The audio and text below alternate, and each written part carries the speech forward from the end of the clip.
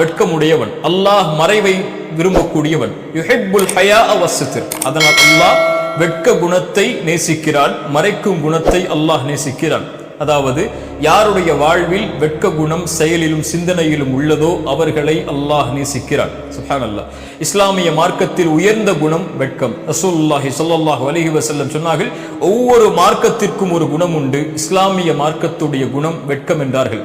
அல்லாஹுடைய தூதர் சொன்னார்கள், ஈமான் 70க்கும் மேற்பட்ட கிளைகளை கொண்டது. அதில் முதலாவது லா இலாஹ இல்லல்லாஹ், கடைசியானது பாதையில் இடையூறு தரக்கூடிய பொருட்களை அகற்றுதல் என்று கூறிவிட்டு அத்துணை விஷயங்களையும் ஆக்கிரமிக்கக்கூடிய ஈமானுடைய ஒரு கிளையை பிரித்து சொன்னார்கள், அல் ஹயாஉ ஷுஅபத்தும் மினல் ஈமான்.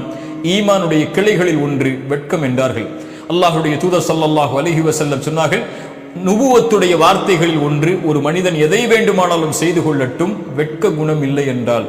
ஆம், ஒரு சமூகம், ஒரு மனிதன் எதை வேண்டுமானாலும் செய்வான், சிந்திப்பான், அவர்களுடைய வாழ்வில் வெட்க குணத்தை அவர்கள் கடைபிடிக்கவில்லை.